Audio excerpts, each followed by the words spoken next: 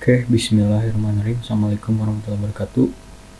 Selamat datang di praktikum analisis algoritma pertemuan ke-9 yang untuk kali ini kita bakalan melakukan pertemuannya secara asinkronus yang dengan alasan yang mungkin udah disampaikan ya di channel Discord.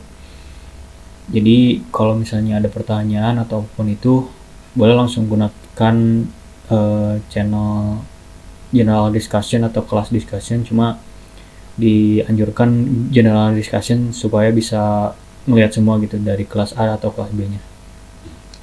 Oke, kita masuk ke materinya. Sebelum masuk ke materi, kita review dulu mengenai materi pertemuan minggu kemarin. Ada graf, ada BFS sama ada DFS. Buat graf udah jelas lah ya, udah gampang. Itu sebuah bentuk struktur data yang memiliki himpunan V dan E, di mana V itu merupakan himpunan simpul-simpulnya, dan kalau E itu himpunan tepi-tepinya atau edge-nya. Nah, ini ada beberapa macam graf kayak terhubung, tidak terhubung, berarah, dan seterusnya. Ada yang memiliki putaran, ada yang memiliki tepi ganda, dan sebagainya. Ada juga BFS. BFS itu breadth first search, jadi searching yang mengandalkan levelnya terlebih dahulu. Jadi secara bertahap level-levelnya dihabisin gitu dari starting node-nya. Kalau DFS dari starting node itu menjelajahi ke yang paling dalam dulu.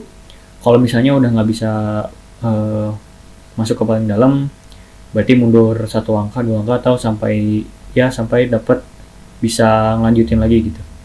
Ini bisa diselesaikan dengan rekursif atau menggunakan stack.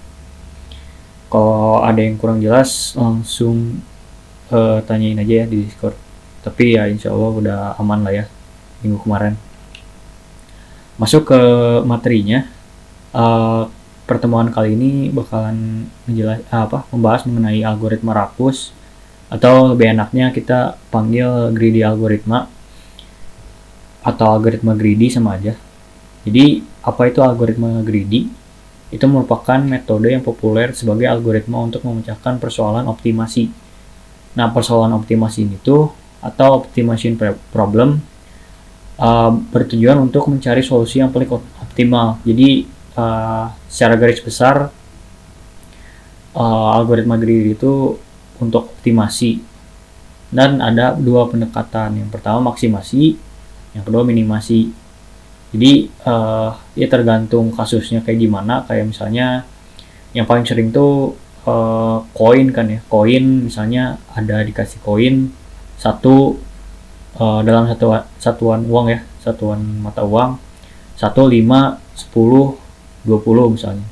Dan si orang A itu pengen minjem ke B sebanyak 35, tapi dengan koin tersedikit gitu. Jadi dia nggak harus bawa banyak misalnya. Nah, itu tuh bisa diselesaikan dengan menggunakan algoritma greedy. Jadi ya kan ada banyak solusi kan ya. Buat 30 koin itu bisa pakai 1, 1, 1, 1, 5, 5, 5, 5, 5 misalnya, 10, 10, 10, atau 20, 10 gitu. Kan paling efektifnya kan 20, 10. Bisa juga sebenarnya 20, 5, 5, cuma kan itu lebih banyak gitu kan. Nah, prinsipnya itu ya di sini utamanya take what you can get now. Nah, masalahnya dari prinsip ini tuh biasanya solusi yang paling optimal itu belum tentu solusi yang paling baik. Jadi optimal ini kan bisa dipandang dari berbagai sudut, dari sisi performa si algoritmanya itu sendiri dan dari kualitas solusinya. Dan biasanya diimbangin gitu supaya kalau kita pengen bagus banget gitu kan, biasanya pakai dynamic programming atau brute force gitu. Tapi kan kalau kedua itu mungkin nggak terlalu efektif gitu ya, apalagi brute force. Jadi kekurangannya itu, tapi jarang sih, kasusnya jarang, cuma ya diperhatikan aja.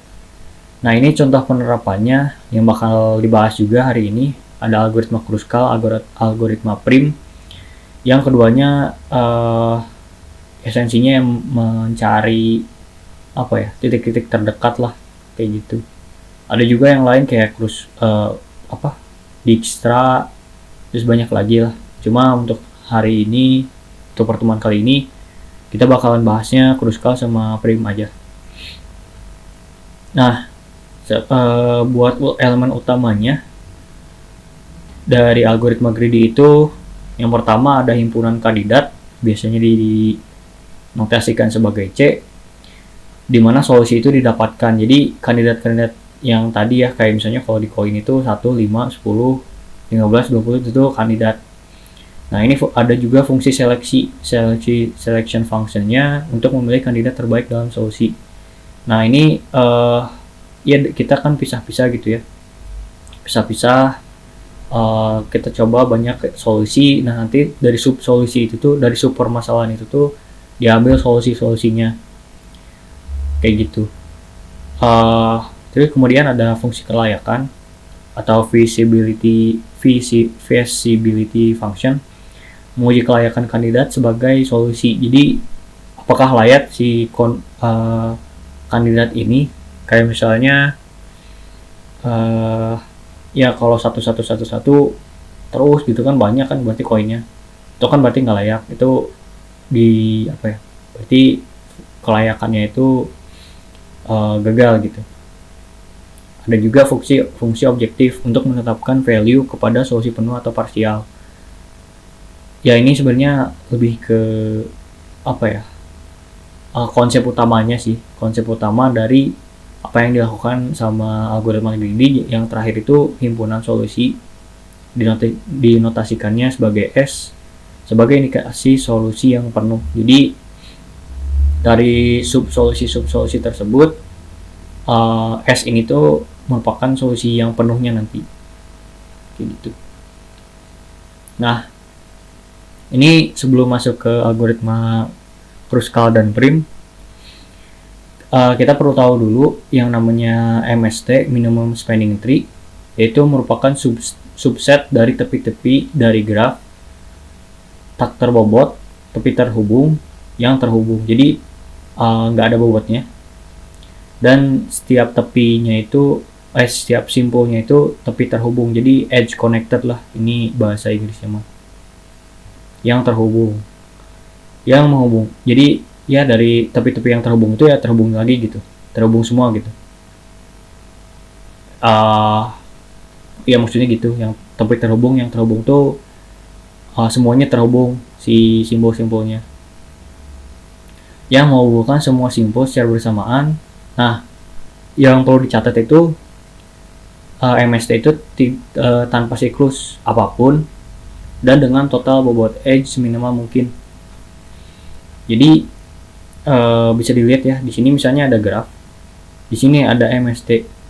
Bedanya graf sama MST kan, graf sama tree itu, kalau graf kan ya bebas gitu ya, mau ada siklus atau enggak. Kalau tree kan asiklik gitu. Makanya syarat MST itu tiap simpul dari graf asal harus terhubung dan bersifat asiklik. Ini bisa teman-teman coba baca lagi di modul lebih detail, cuma ya secara garis besar seperti ini. Paham lah ya. Jadi, dan buat MST itu dari satu graf biasanya bisa menghasilkan banyak MST, tergantung ya. Kalau di sini kan nggak ada bobotnya gitu ya. Kalau kita misalnya pengen nyambungin ini dengan bobot yang terkecil, ya pakai algoritma Prim dan Kruskal nantinya. Jadi ada satu graf asal, banyak MST. Ini ada contohnya 4, sebenarnya ada lagi kan ya, harusnya kayak gini, dari sini ke sini, ke sini, ke sini gitu kan. Atau sebaliknya dari sini ke sini, ke sini, ke sini. Jadi MST yang memungkinkan sebenarnya biasanya banyak gitu. Nah, masuk ke algoritma Kruskalnya. Jadi algoritma ini tuh merupakan sebuah algoritma mencari sebuah MST untuk sebuah graf berbobot yang terhubung. Nah, langkah-langkahnya itu urutkan tiap tepi dari graf berdasarkan bobotnya, inisiasi spanning tree, ya kita namakan T sebagai kosong, ambil tepi dengan bobot paling kecil, kemudian periksa apakah tepi tersebut dapat membuka siklus dalam spanning tree T. Jika tidak, maka tambahkan tepi tersebut ke dalam T. Nah, ini bakalan berulang-ulang terus. Jadi kita cek terus apakah si tepi itu atau edge itu yang paling kecil itu membuat siklus atau enggak. Kalau enggak ya kita tambahin ke tree-nya. Kalau iya, kita skip aja. Nah, ulangin langkah ketiga hingga T memiliki n-1 tepi minimal banget ya. Karena buat semuanya terhubung gitu, kita pakainya ya n-1 tepi. N itu dimana N itu merupakan banyaknya simpul.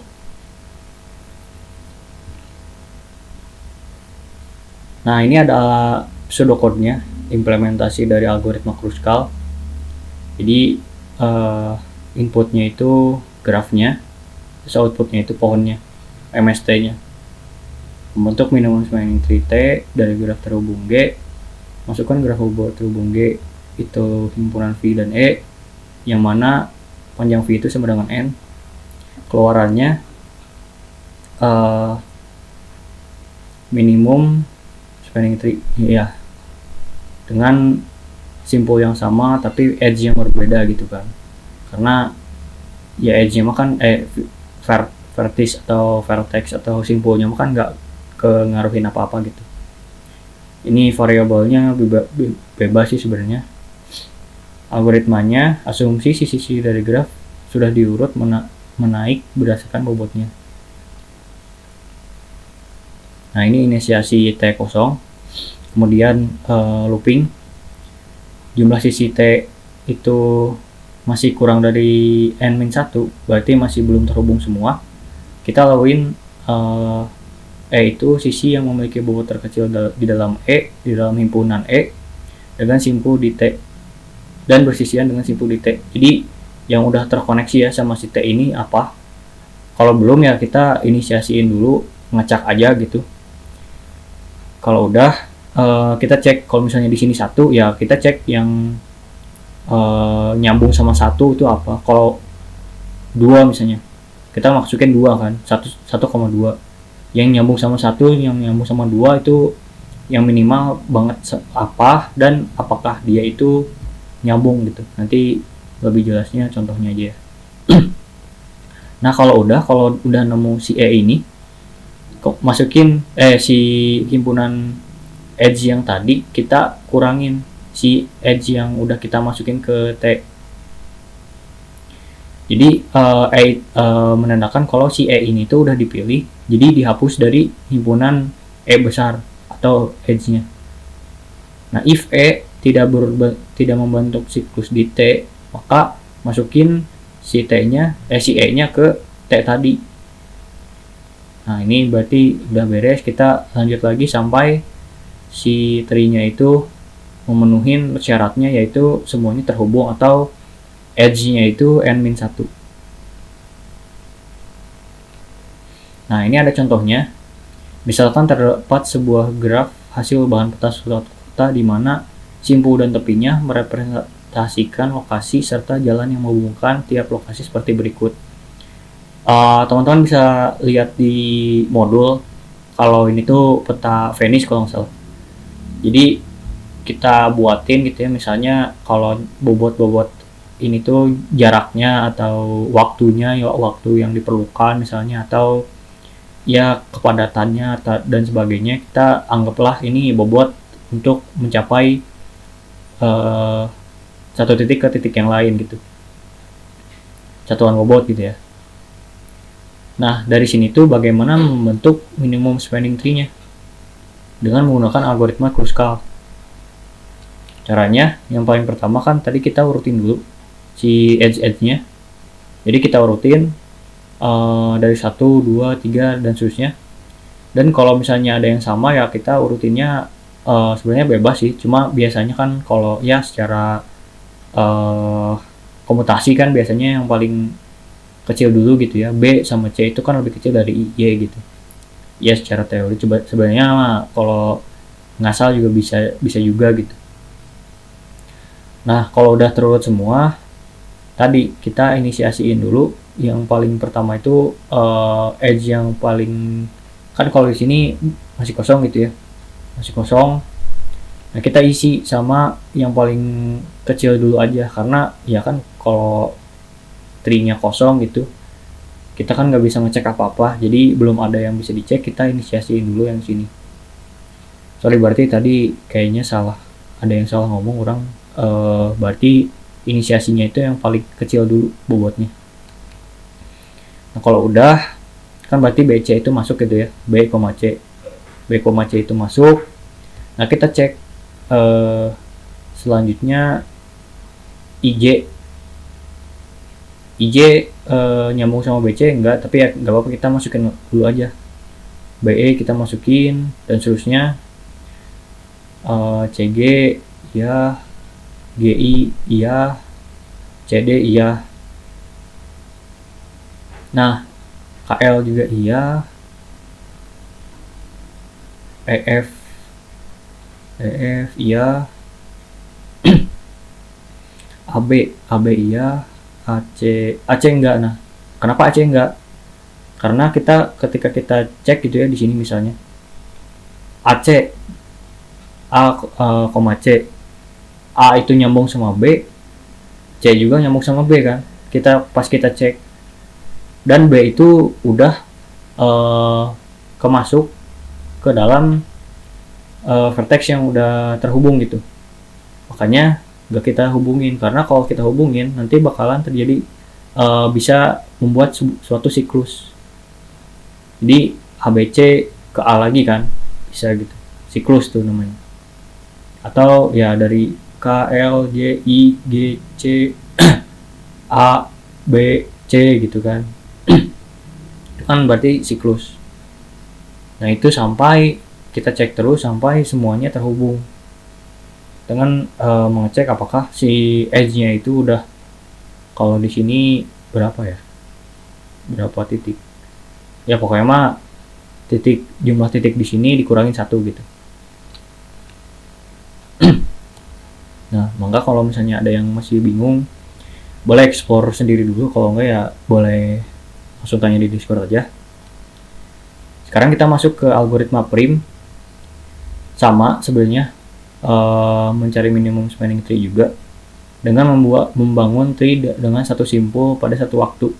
Jadi bedanya kalau tadi kan kita sambunginnya per edge yang paling kecil aja gitu kan ya. Jadi nggak peduliin apakah si IJ-nya itu merupakan sambungan dari BC. Nah bedanya kalau algoritma prim, kalau misalnya kita mulai dari A, misalnya titik A ke B gitu ya, kita ceknya dari A sama B doang, jadi A ke CD atau B ke CE gitu, yang lainnya mah enggak. Nah ini langkah-langkahnya. Pertama, inisiasi spanning tree T sama kayak tadi, menggunakan salah satu simpul dari graf cara acak. Bisa acak, bisa dipilih, mangga bebas. Kedua, menghubungkan T dengan kandidat tepi terhubung, jadi yang memiliki bobot paling kecil yang terhubung sama T gitu ya, tidak membuat siklus dalam T serta belum termasuk ke dalam T. Oke, tadi kita cek misalnya tadi AB sama berarti BE, BC, BA kan udah, AB udah, AC, AD gitu, dicek yang paling kecil mana, BE kan, ya udah berarti BE dimasukin gitu misalnya. Nah ini diulangin terus sampai sama mendapat n-min 1 tepi, jadi semuanya itu udah termasuk ke dalam T dan udah terhubung semua. Di sini ada pseudocode-nya, algoritma implementasi algoritma prim. Input outputnya sama, sebenarnya deskripsinya sama, deklarasinya juga kurang lebih ya dibebasin itu mah. Bedanya kalau di T ini tadi kan kita inisiasi kosong, kalau di sini sisi E yang mempunyai bobot minimum di dalam E. Ini tadi kan bisa acak gitu ya. Bisa juga kalau misalnya ada bobot gitu, bobot simpulnya, bobot simpul sama bobot tepi biasanya beda kan, dibedain. Jadi kita pakai bobot terminimum dulu gitu. Misalnya satu itu bobotnya 0, satu ke 2 itu bobotnya 2 gitu misalnya. Biasanya ada yang ada bobotnya simpulnya, ada juga yang enggak. Ini asumsinya kalau ada bobotnya kita ambil yang minimumnya. Nah, kalau udah kita keluarin dari himpunan E, jadi dihapus dari E nya, si E kecil dihapus dari E besar. Nah, untuk setiap I dari 1 ke N-2 atau ya while edge yang apa sih, asterisk lagi ya, pokoknya mah edge yang barunya itu belum N-1 gitu, maka lakuin ini. E itu merupakan sisi yang mempunyai bobot terkecil di dalam E dan bersesian dengan simpul di T. Nah, bedanya gitu, dicek dulu si T ini tuh apa. Kalau misalnya A kan, kalau A gitu, A dicek bertetangga sama B, C, D sama-sama 6, ya udah kita pakainya B gitu misalnya, dan seterusnya. Kita masukin ke T, terus kita kurangin dari E. Ini ada contohnya, misalnya ada graf seperti ini terhubung gini. Nah, jadi pertama kita inisiasi spanning tree T nya dengan simpul acak. Misalnya di sini 0 gitu ya, 0 dulu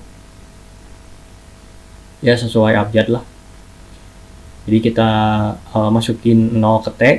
Nah, selanjutnya kita cek si edge yang terhubung sama T itu apa aja, 0 ke 1 dan 0 ke 7 kan.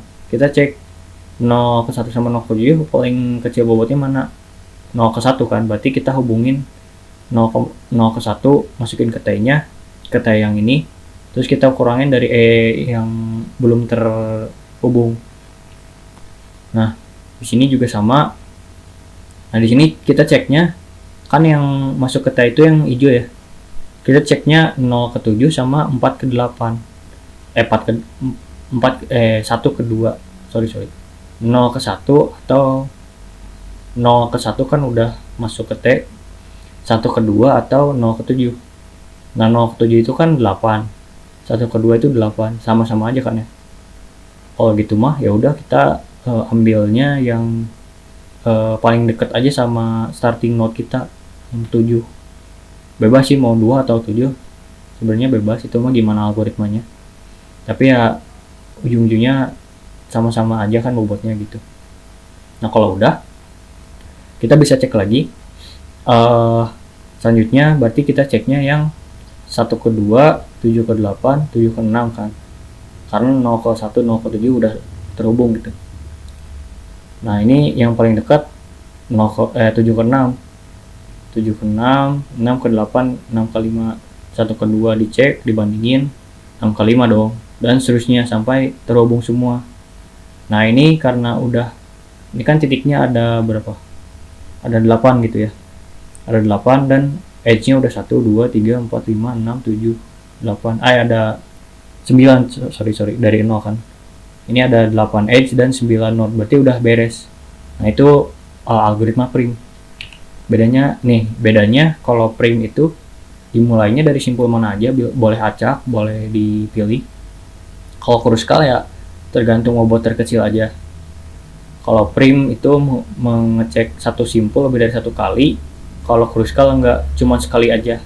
Jadi kayak tadi ya, kalau prim itu kalau 1 udah kan tetap dicek gitu ya, 1 2 7 0 7 dan seterusnya. Kalau kruskal enggak, karena emang ya kalau dicek lagi apa ya, bisa jadi malah infinite looping gitu. Kompleksitas waktunya buat prime itu big O V kuadrat atau banyaknya simpul di kuadrat ring, dan bisa diperbaiki menjadi E ditambah log V dengan menggunakan Fibonacci heaps. Kruskal big O E log V, di mana V adalah jumlah simpul yang ada dalam graf. Nah, buat prime ini performanya lebih baik dalam graf yang padat atau dense. Dan kalau yang kruskal itu lebih tipis. Jadi bedanya gitu. Nah, ini mangga latihan mah coba kerjain masing-masing dulu aja. Kalau mau ditanyain mangga di Discord seperti biasa. Nah, buat tugas juga seperti biasa di modul, mangga dikerjain aja. Di push seperti biasa, dan kalau ada pertanyaan mangga ditanyakan di Discord. Buat minggu depan kita bakalan ada kuis, materinya yang kemarin sama yang sekarang, jadi tolong dipelajari. Ya kalau misalnya ada yang tanyakan jangan lupa di Discord, jangan lupa absen juga. Kalau misalnya untuk pertemuan kali ini dihitungnya absensi itu dari Discord aja, nggak dari Gimik. Jadi kalau nggak ikut absen di Discord harus ngerjain pengganti materi.